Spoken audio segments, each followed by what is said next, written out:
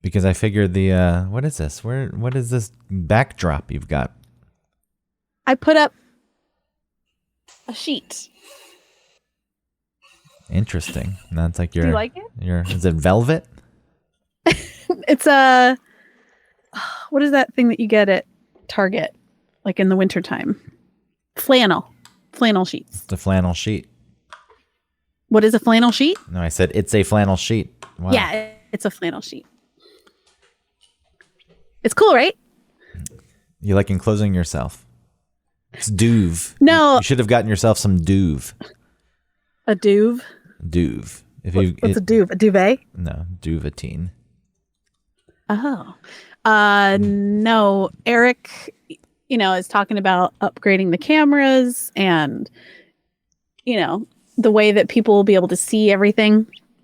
So I thought maybe having a backdrop would be kind of nice. Yeah, duvetine is a black fabric that absorbs all light. Oh, well, this looks decent, right? No, it's nice. Eric's idea for these 4K cameras, I don't want to break his dream or his heart, but it also is very dependent on the other person's stream, your internet connection for upload. It's also a web video, so it's going to be highly compressed as it is. I mean, it's like getting a better getting a phone with a better camera so that you can put pictures on Instagram when Instagram already downgrades the quality. It's going to look, it can be clear. He can do that with HD, but he's really in this 4K thing. And I think sometimes he's confusing 4K with 60 frames per second, which is a totally different thing. It's just a higher frame rate that makes things look closer to real life. Oh, okay. Well, you can't tell him anything different. He's got his idea. He's got it in his head. So I wrote it in the email, and I didn't try to push it. I just said, hey, I don't really think you need the 4K, but if you want the 4K, here's the options. Yeah. Good. That's all you can do. I'm surprised he said he didn't want 6K or 8K. I mean, listen, if 4K is good, 12K is going to be better. When are the profits going to start rolling in? When are you going to be rich? I don't know. I mean, the contract stuff has to be worked out first. And Eric has to get money. Yeah, I wonder if I'm going to be paid. I mean, I don't mean any more. By the station? I don't mean any more than I'm already being paid, but that contract thing runs out again here in a few months. Yeah. So they probably say, nah. Well, I mean, if they say that, then I think Eric would stand up for you. Like he did last time where he was like, I guess I just won't be here tomorrow. Well, I brought it up already. I said, hey, it's a couple months away. This was a few weeks ago. I said, hey, this is coming to Shane? up. Hey, we don't need to drop names here. Oh, my bad. People need to know the inner I didn't workings. know this was the pre-record. I thought we were just chatting. I brought it up, and he's like, yeah, I'll look into it. He's like, I'll hopefully get that cleared up. And I just said, right. I mean, if you don't want to tell anyone, that's fine. If you can just get it worked out without bringing it to anyone's attention, that would be much better. Because they're going to say, what is this? Why are we spending this money? But now every time I log in to submit my time card, I don't look at the time left on my deal. Maybe it's already been updated. I refuse to look. There's a timer on it? Yeah, there's a progress bar at the bottom. Oh, damn. I just think it's funny. You were doing the same exact thing for 3 years. And you had no clue. It was a different program. No, it was the same one. They just changed names. I didn't have a progress thing. I'm just going in. No, I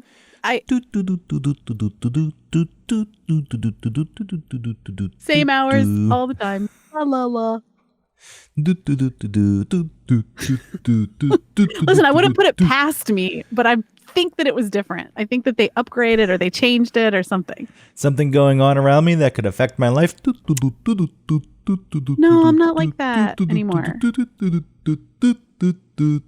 Come on, join in. No, because I know what you're talking about, and I don't do that anymore. Just do it once. Then we'll start the show. No. Just come on. Just give me one do. Do. And one with feeling. Welcome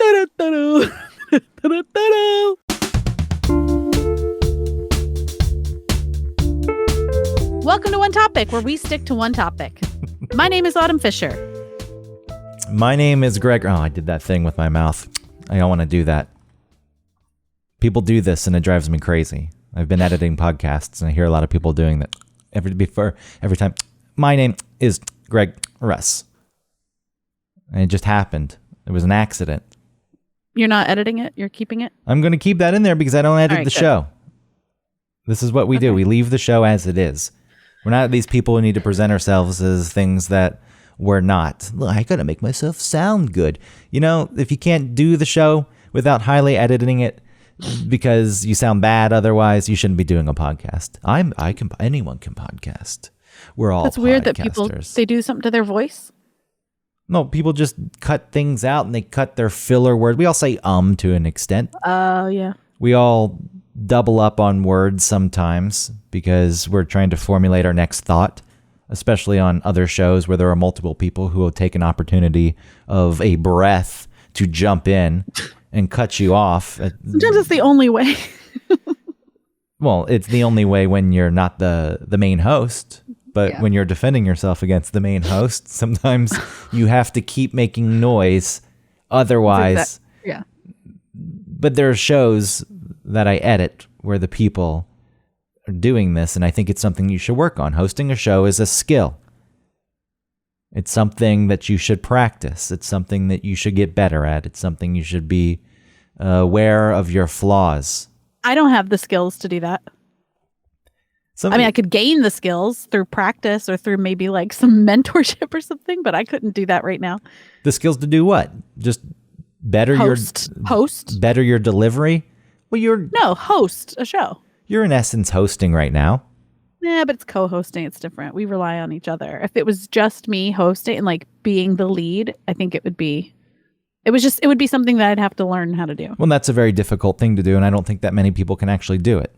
Mm-hmm. And that's not what I was referencing. Even a show like this, where it's conversational, there's 2 people, 3 people, whatever it may be, there are crutches that people have. I realize one of mine, a lot of the times when you were done speaking early on, and it probably went on for months, if not a year, and maybe it still happens to an extent, but I've tried to be more mindful of it, is when you're done saying something, I say, yeah, and to set up my next sentence, and I don't want to do that. And the noise before people speak, that's something that doesn't need to happen. I know in the heat of the moment when you're talking, you may not be so mindful of it, but that's a thing that drives me crazy editing other podcasts. Again, are fine. A lot of people say, they say something and they say, because they have no confidence in what they just said. Yeah. So they're looking for the support. I've been there. Yeah. I feel like lately I've been saying absolutely. Like, oh, absolutely. Or I just said, I used to say 100%. Hold on a second. You just did I did all of it. Yes. Did all the things. I don't know what that's called with the click of the tongue. It does have a name. It's a language thing. It's a click. Yeah, but it's not part of our language. No. It's a what's it called? Dental fricative? No. Dental click? I know that the hard B's and P's are called plosives. Mm-hmm, because they go out. A lot of people. And then like Vietnamese, they have implosive where they go bye, bye, instead of pay, bye, bye. Where it goes in instead of out. I'm an implosive whistler then. I breathe in. Only in? Mostly in. You do the high notes in and the lower notes out. Well, I need to practice my whistling. I don't know what the proper technique for whistling is. Well, I don't either. I'm self-trained. Never had one lesson. Right? Am I right? I get it. Like. My God. I know. Like really is a virus. Do I say when like? someone else is saying, I mean, we all do, but when someone else is saying it, it sort of opens the door and your brain does that. Now I'm really paying attention to where I want to put like in these sentences, because it's almost like when you're high and you think about yourself breathing and you're like, oh God, I can't stop. Well, the way you just used it is correct. It's almost like when you're high, that you're setting something up. It's similar to. It's not just a placeholder of like, what's your favorite chocolate bar? Like mine is like Nestle Crunch. I think like mine might be, I don't know, something. Oh, that's right. Something like Nestle Crunch. The Nestle Crunch.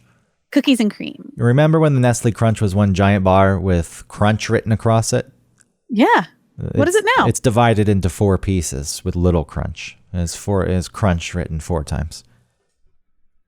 Oh, it's not the same. Okay. So you can break it into pieces and share. Ugh. Yeah, right. I think they don't say king size anymore, right? Do they say shareable? Share size. Share size. Maybe some say shareable. Share should really get in on that. Well, king, just in its own right, very insulting. Saying the highest you could get is a man as a king, queen size. Why is the queen size smaller as the mattress? It's a good point, because I think it's always supposed to be like, baby bear, mama bear, papa bear. You just did it. I think I guess I do that a lot. Maybe oh boy, maybe you do. But look, this is going to be this.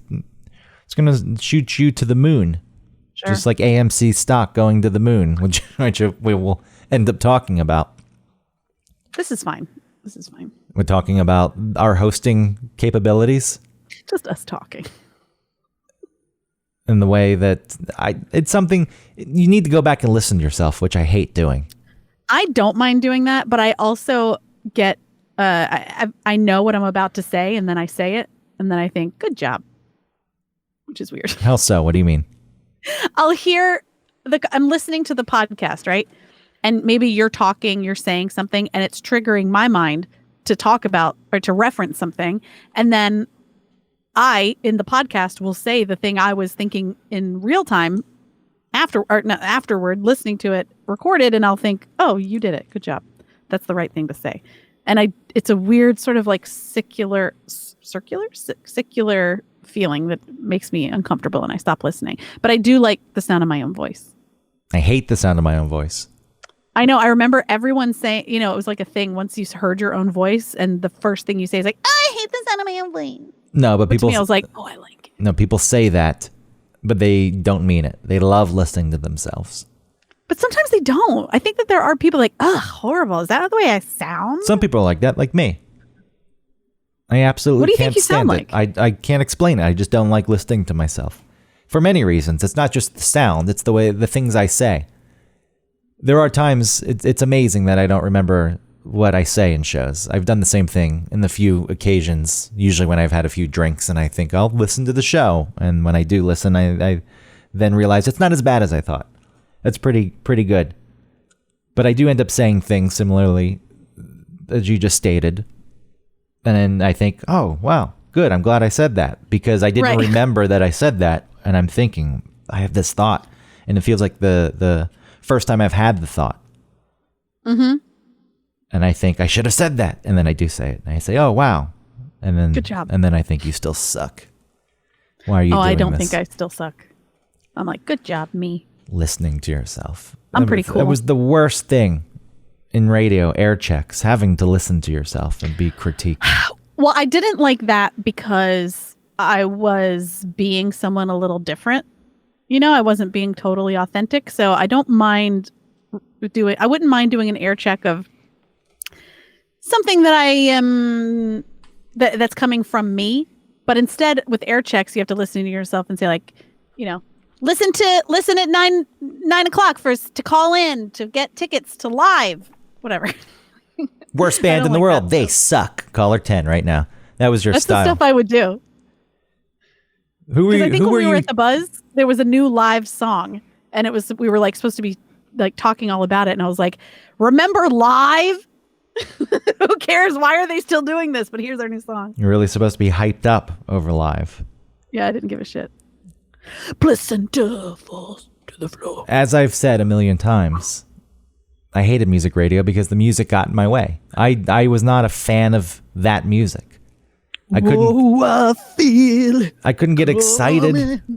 And quite frankly, being a fan of music, talking about music, I'm all for that. Radio DJs, though, who are trying so hard, and they got the music trivia and they're hosting the listening parties and introducing bands on stage. It's somewhat pathetic to me. It's like, you're not in the band. Are you a person who wanted to be in the band and you couldn't be in the band, so the closest you could get was being a radio DJ who played the music? Now, there are some people who really just enjoy discovering music and presenting that music to other people. And that's but that type of radio doesn't exist anymore. No, and look, that was a service, and I can appreciate that, but it seemed quite often that these were just people who wanted to be closer to other famous people, especially rock DJs. I'm thinking of Ricky Rackman. Yes. Do you remember Ricky Rackman he was on MTV. He was like a metal show, metal.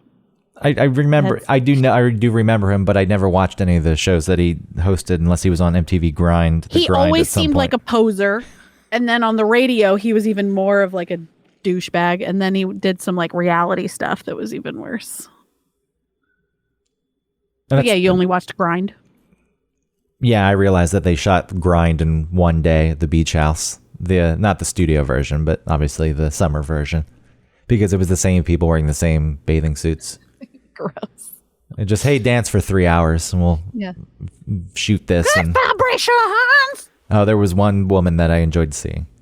I had a crush on her. Oh, yeah. Did she have bangs? Probably. Who knows? She had a black bikini. I just remember she had a black bikini. Oh, she's deep. She's a deep thinker. She got a black bikini. I was in 7th grade. I don't know what I was waiting for, just to see her on the screen. I didn't watch it for sexy feelings. I watched it for like, is that how you dance? I need to know how to dance. See, that was the boring one, the studio one where they actually just danced. I like the summer one. I liked that. The summer one was good because then also there were like concerts and stuff. Oh, and then like Pauly Shore would be at the beach house and they'd be doing like silly things like, we pushed Anthony Kiedis into the pool. Yeah, cool. Yeah. I guess that was a big deal. Anthony Kiedis into the pool. He was at the top of his game at that point. Mm-hmm. My God, look, he's got a sense of he's a cool guy. He allowed such a thing to happen. Wow. What is that movie with Brendan Fraser and Encino Man, Adam Sandler, and fucking what's his name? It's called like and they go to the radio station and they take the DJ hostage. Airheads. What year was that? 94. Ooh, that's some good MTV years. Airheads. Poor Brendan Fraser. I just imagine that they might show up at the beach house to promote their movie. I could see that happening also. God, I loved that movie. You would. How about past tense? I love that movie. You would love that movie. What's the other guy's name? Which other guy? Steve Buscemi? Yeah, Steve's in it. Wow. My boy Steve. My pal Steve, because I met him once and took a picture with him. We're friends. We're old friends. Stevie Boosh. I call him Stevie Boosh. I'm a radio DJ. Look at my picture book. Yeah. Thank God Instagram was invented, because before it just sat on an album on my coffee table, but now everyone can see. And you know what they see? They see a loser who's trying to grasp for some kind of relevance by posing. I know. What do you do though? Because like if you want to document meeting someone, you don't need to. What's the point of documenting? It's documented in your brain. In your brain. It's documented in your brain. Yeah, but to look back and when to go back and look at a visual representation of that, you see the clothes you were wearing, you see the face you make, you see your old face. Maybe you've like gotten super old. You know what I mean? It triggers something in your brain more than just the memory itself of it happening. Sure, I understand. Because I go back and look at ridiculous pictures that I took on my phone when I had that cool Google Nexus 1, top of the line, cutting edge technology. And I couldn't get that phone.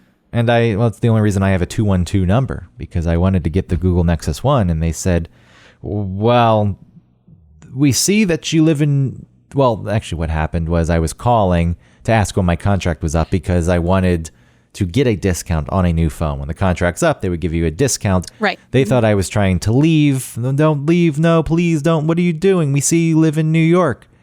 We'll give you a 212 number. And I said, I don't want a new phone number. I just wanted to know so I could get a discount. I want the Google Nexus 1.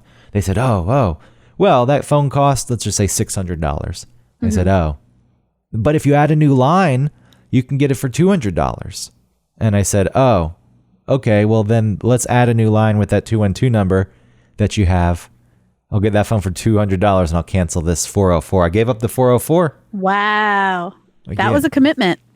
I was fine. That was a statement. That was saying something. I was fine with it. The moment I got out of Atlanta, I got the new license immediately. I was transitioning into living in New York. I still have my 404. I never want to give it up. My phone number's so great. I'm trying to remember your phone number. It just has lots of numbers that repeat in a really nice way.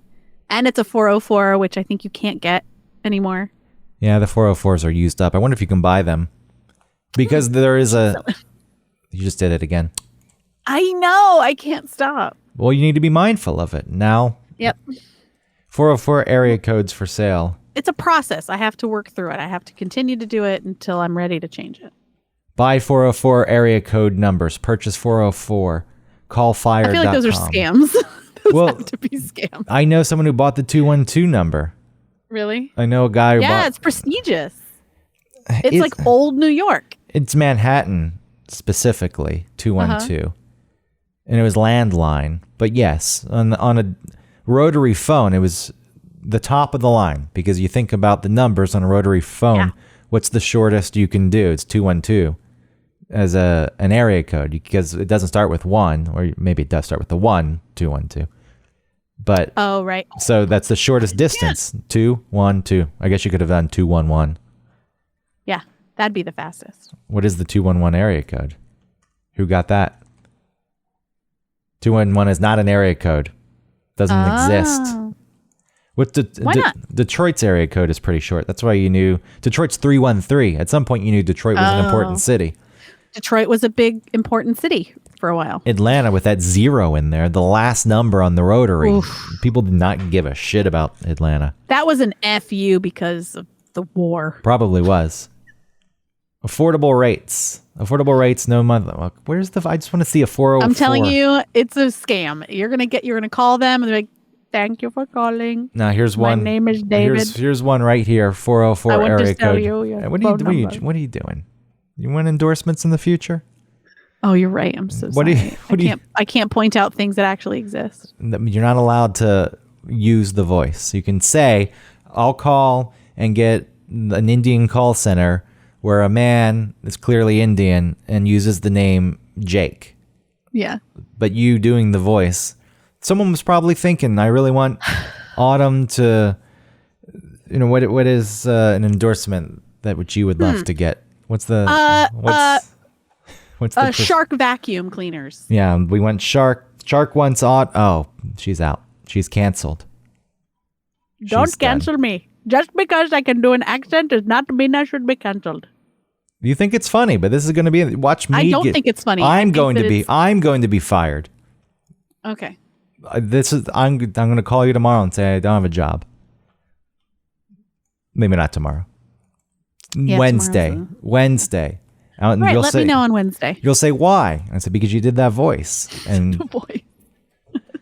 And I didn't tell you that you're awful and should die. Right. You didn't stand up. The end. And I'm going to say I need to borrow some money. Uh-oh. So you've come to the wrong place. This well is dry. I'm looking up. So 404. Man, there's all this. This is ridiculous. If you go to Etsy and type in 404 area code, it's on glasses, it's on hats, it's on T-shirts, and I'm sure they do it with every area code. It's not your personality. Here's a framed picture. The ATL. The 404. I feel like Jared might have that. Jared definitely has it. What's his phone number? Is it a 404? What's his apartment like? You ever been in it? No, but he has some art on the walls. His condo? No, we should go. We should go and like look at the signs that he's got from the raid his Marshalls, house. the TJ Maxx. He has a 404 number. Pretty cool, Jared. He's very proud of it, I'm sure. I'm sure he is. The 404. Anyway, what was I saying before this? So if we go back, this tangent. His fiance 678. You just did it. Loser. But that was for a reason. That was the way that you say like in the right way.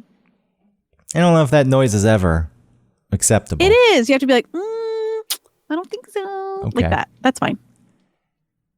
But doing it before you're like, no. Like, that's not right. That's just a habit. You're going to get out of that habit so you can be a professional. Try. You can be the top radio broadcaster. Once I get rid of that, that's the last thing stopping me.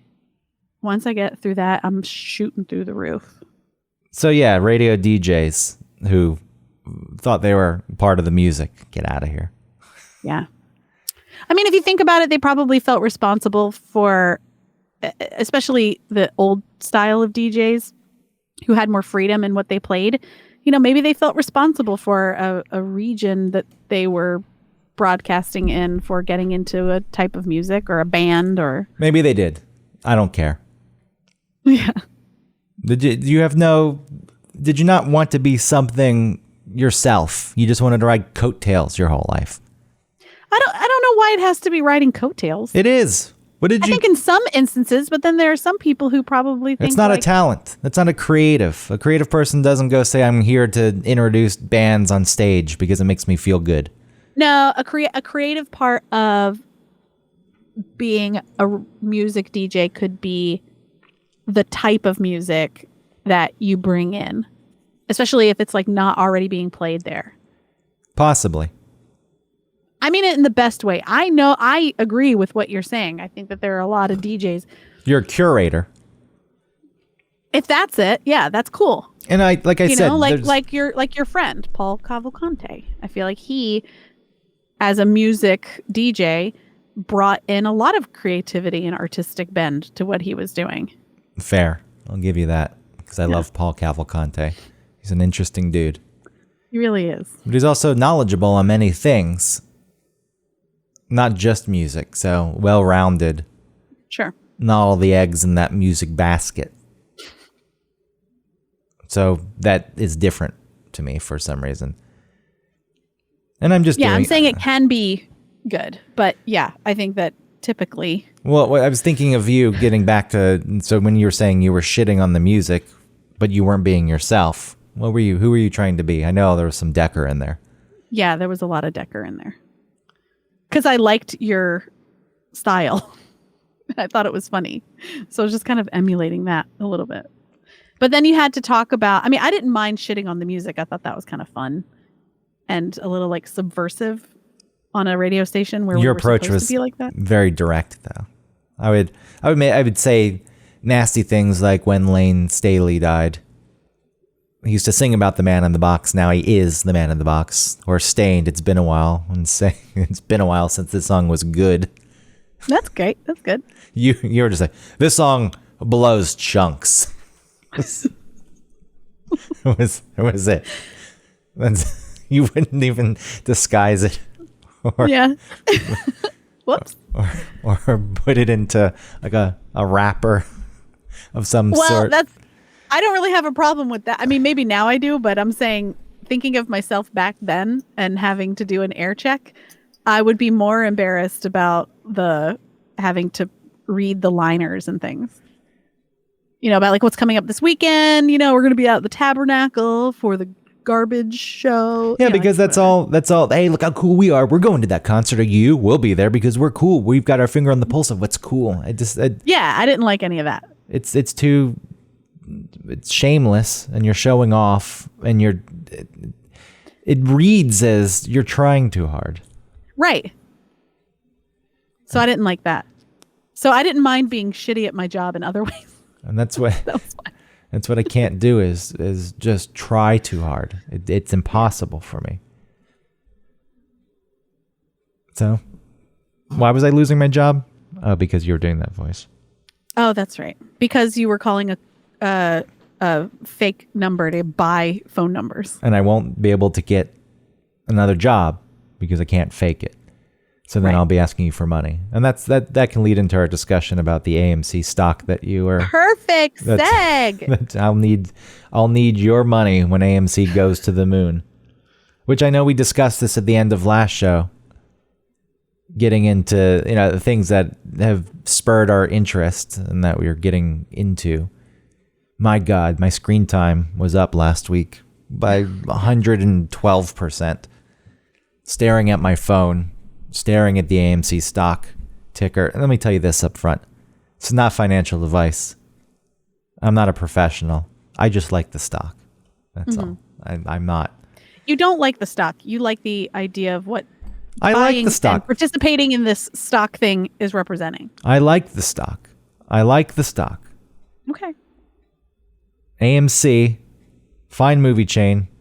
I'm a Regal Unlimited member. The stock that I buy is for products that I don't use. I had 2 shares of Facebook stock. And you're not on social media. I had 4 shares at some point. And then as people, if they listen to the show enough, they know that I sold 2 shares of that stock to go get pancake batter in a can. Right. And that didn't work out. But I bought that Facebook stock at $20. Gotta risk it. $20 a share, and it went up to 300 something. So I cashed out of that the other day and threw that into AMC also. Nice. It's going to the moon. I'm an ape with diamond hands. Okay, explain what that is. And anyone who is investing in the highly or in the stocks that have a bunch of short sellers attached to it, and the people who are fighting the short sellers, who are holding on to their stock, buying more stock, hoping for a squeeze, are known as apes.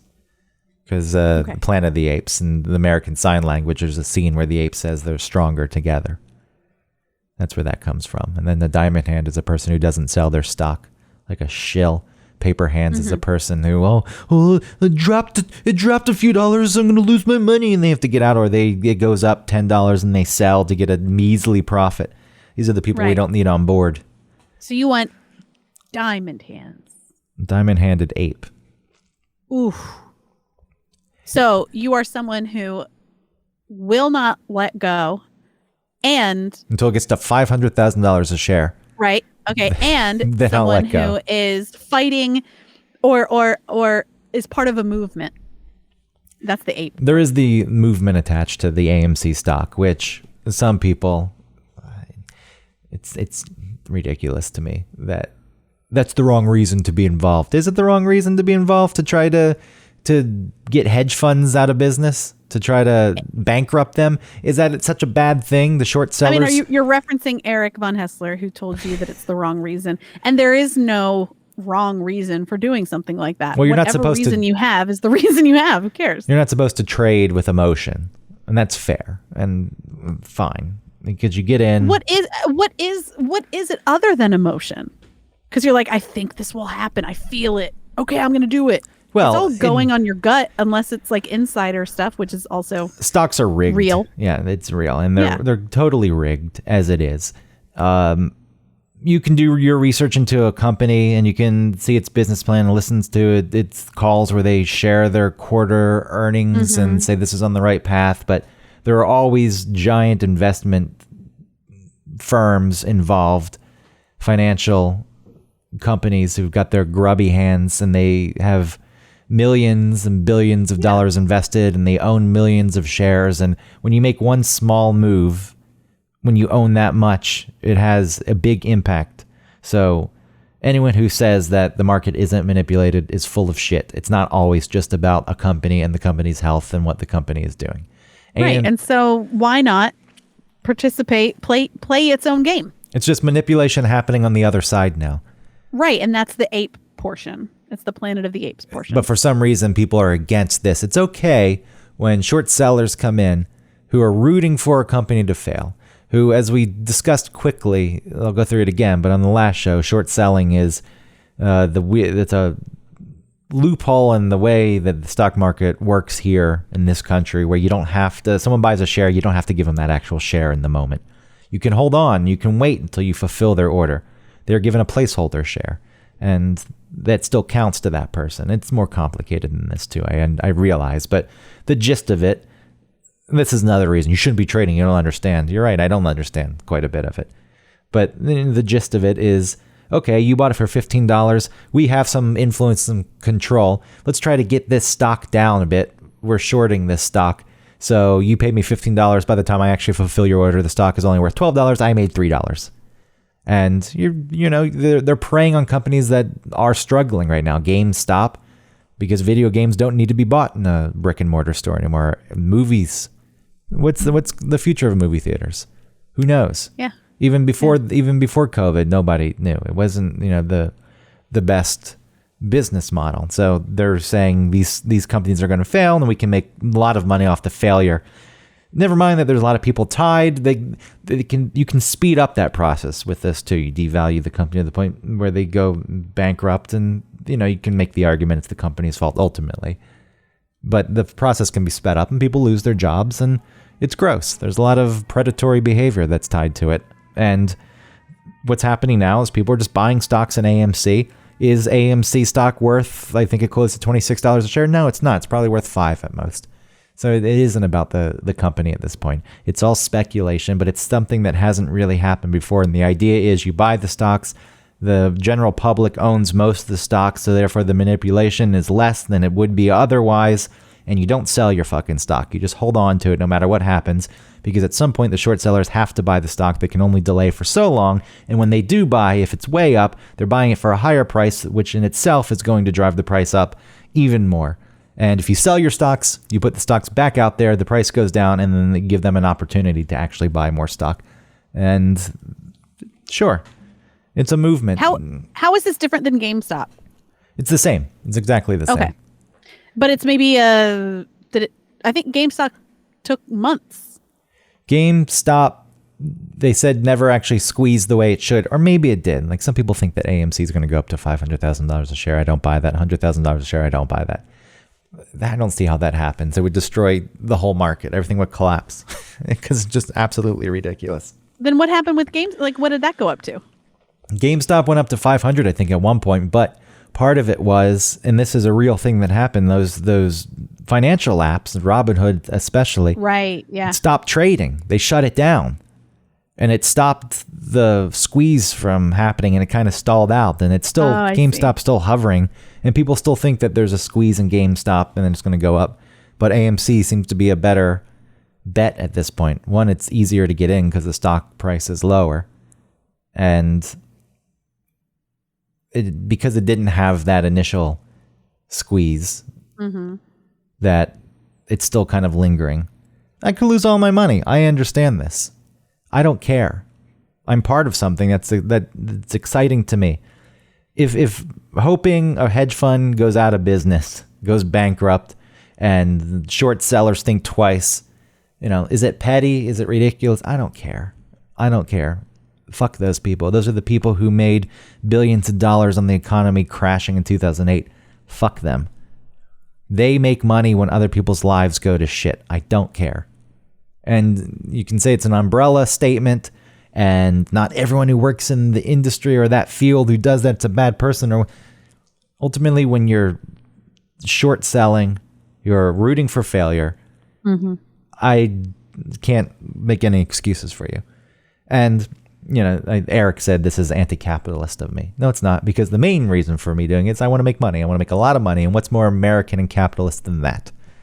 True. Just because I am involved in something that actually, Occupy Wall Street, whatever you want to say about that. A bunch of people hanging out in the park, protest. You're not going to do anything.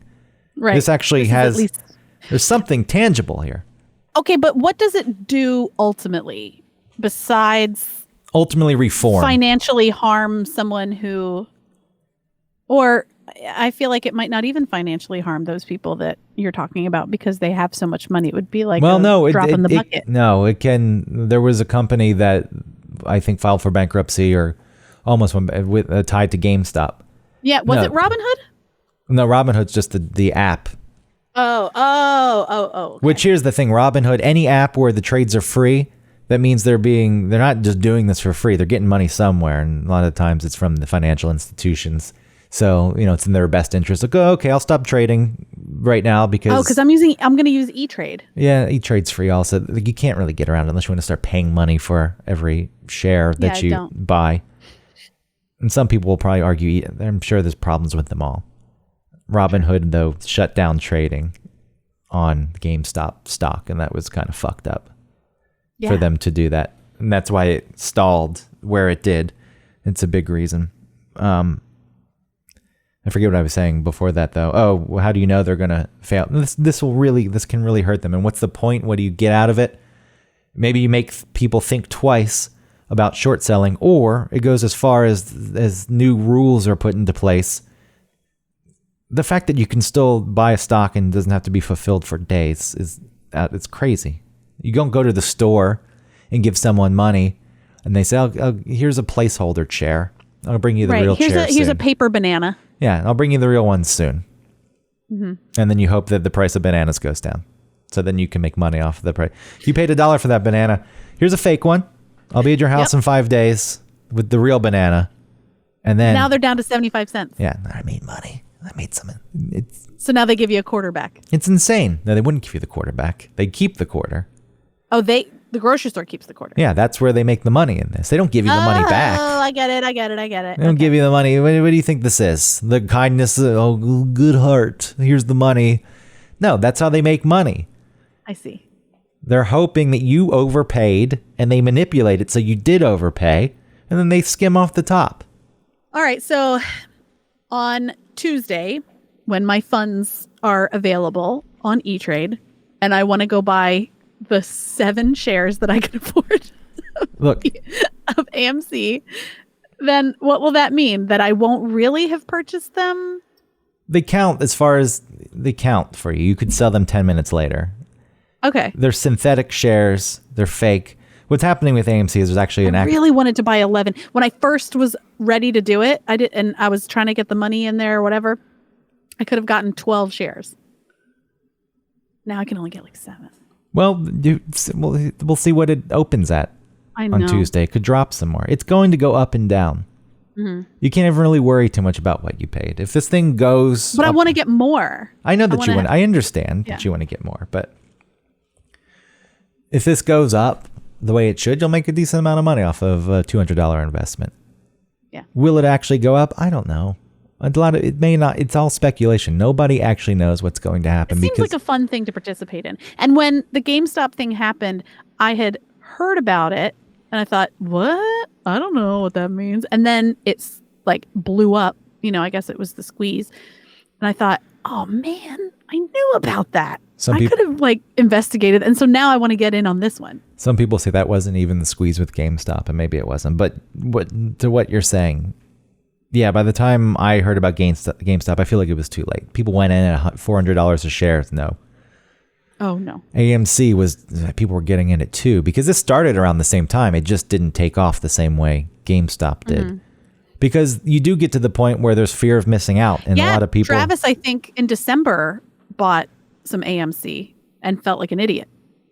Does he still have it? Well, maybe. Yeah. Yeah. Well, good. Because something's going to happen. Oh, something. This is not financial advice. No, I just like the stock. It's fun. It's a fun thing. I mean, it is gambling. Gambling is fun. And this is why it's fun, because you think of the potential. And then it's not just gambling, because with gambling, with a slot machine, you really have no skill or any ability to manipulate anything. And this, because it's this Planet of the Apes thing, Diamond Hands, you've got a little bit of a manipulation of it. Just don't sell it. So you feel like you're a little bit more in control. Just keep buying if you can. That's the just keep at any price. It does keep buying. I know it sounds ridiculous. It is. Can you buy half a share? No, I wish you could. I feel like some apps maybe you can. Yeah. You could just give the monetary value and they give you the equivalent in shares. Oh, okay. But I don't think with stock you can. I don't know what's going to happen. I want to do it. Well, you're going to get in and then you check obsessively and you see it going up and you're like, yeah. I'll make it so that I only check twice a day. It's impossible. Morning and evening. It's impossible. It'll be an exercise. And then it goes down and it's in the red. I hate this, but the way I'm viewing it is the money spent. If I lose it all, I lose it all. It was worth the ride. Yeah. You shouldn't be investing more than you can afford. Some people are, because there are people who really do think that this is going to make them millionaires. Right. And it might. If you have a lot of shares, and if you, yes, it will make some people millionaires if it squeezes and it goes up. I'm going to take out a loan. Yes. And then, I'm going to put it all in there. but there's some people who have bought, I mean, what are you going to get? 7 shares? Yeah, something like that. They think that'll make them a millionaire. I don't. Okay. Hey, if it did, great. Wonderful. All I'm right, not so opposed. let's say on Monday, I get 7 shares. Tomorrow okay? it's closed. I'm sorry, Tuesday. I buy 7 shares, all right? And then it does go up to 500 a share. No, you can't What is sell. What does that mean? It's 500 times 7? Yes. Cool. But you have to sell to get that money. That's not very much though. Well, on an initial $200 investment, what's your return on that? You'll be at $3,500. Seven shares of 5. Yeah. 3,300, right? Of $200. Okay. I said 32 at first, and then I just said 33. Yeah, that's not a bad return. But I want more. But you're not supposed to sell at 500. Oh, you're not? What are you supposed to Because sell at? if we don't sell, it goes up higher and higher and higher. People are going to sell. That's the problem. The idea is if everyone held on to it, it could, because there is a limited number of shares out there, and they become. I mean, at some point there is going to be something that crushes the diamond hand, right? Like when is the top? What is the top? You're supposed to sell. That's the thing. Nobody knows. Nobody knows, and because nobody knows, people are going to sell. Do you have to go on Reddit and be like, guys, is it now? Can we do it? Yeah, but it happens so fast that you don't really even have time for that. The idea is on the way down. You're not going to max out because you don't know where the top is, and that's okay because it's going to be so much money that even though you didn't sell when it was at the apex, you're still going to make so much money. So when it's on the way down, but nobody knows what the top is. What if it's just a short down? Ultimately, it's your decision. But if you want to be a real ape, you hold on. If you really want to be a diamond-handed ape. You hold on to those fuckers. Okay. I'm scared. I'm excited and scared. I wish I had more shares. How many do you have? I kick myself. We're not supposed to talk about this because it gives out information. Oh, I'm sorry. Okay. This is, and if you go to the Reddit rooms, come on, people, don't share this information. But don't you want others to do it so that it goes up? Yeah, well, you want people to sell, but you don't want your exact numbers being out there for whatever reasons. There's ideas that You mean you want people to buy? The brokers take this information, they Photoshop it, they manipulate it. They're trying to scare people into selling. This stuff does happen. They plant stories like this is the worst buy ever. Don't ever buy AMC. And there's the old school thinking where people, the company's not worth that much. Yeah, you're right. It's not, but you're missing the point exactly. Or completely, not exactly. You're missing the point completely. No one's really investing in AMC. I mean, people like the movies. People like the movies. It's the movement. It's not. But at this point, AMC's the battleground. The stock is the battleground. Do you feel like you understand the end of Trading Places more now? I don't know what that movie is. Trading Places with Dan Aykroyd and Eddie Murphy. That's not the one where the mom and the daughter switch places, and the daughter is the mom and the mom's the daughter. That's called something else. I don't know. I sadly don't know Trading Places. Yes, you do. I never saw it. Yes, you did. You have to have. I never saw it. Look it up and make sure that you're telling the truth. I am. You're not accidentally lying. I've never seen. I didn't see it. 1983 comedy. What is that Jamie Lee Curtis one? She's in that movie too. Switching. Anyway, what happens at the end? Well, that's. Okay, so I literally can't explain. No, I'll read about it later. All right. I mean, it has to do with the price of frozen concentrated orange juice. They get the information on whether the frost has affected it or not. Oh my god! They get that information and then they switch it with the person. This is a straight up Dan Aykroyd film. The orange juice. The Duke brothers think that they have the right information, but they have the wrong information, and so they're telling their guy to Okay. Bye. I'll look. Okay. I can look into it. I need you to look into it. You need to watch that. I can't believe you've never seen it. And we'll look into it. I don't like You need money to that see it. much. I just want some now. No, it's not about money. It's a good movie. The You should posters watch- got money pouring out of their pockets and hands. It's more about well, all right, it's about money, but it's not like just about money. Well, I'm just saying It's about that, like social class and how people are treated, and yeah, okay. I Yeah. don't mean that as dismissive. I'm I just saying cannot believe you haven't seen it. I haven't seen it. This isn't one of those things where it's like, oh my god, you haven't seen Home Alone. No, We're gonna this is like no. But I don't think this movie is on the same level as Home Alone. Home Alone's in your face. I know Home Alone was just the first thing that came to mind. It wasn't a great Trading example. Places isn't on FX constantly. But it is on like TBS. Is it? Sure. No. During like Thanksgiving and Christmas. Okay. Well, I'm sorry that I've let you down. Yeah, you need to. Oh, what about in Coming to America when he sees the two homeless guys and he gives them money? Yeah? Do you understand that reference? No? Those are the Duke brothers that were in Trading Places. Damn. Wow. They made a whole universe. Yes, you're missing out. Okay. Yeah. Okay. Well, get your shares. Everyone, Yes, they will.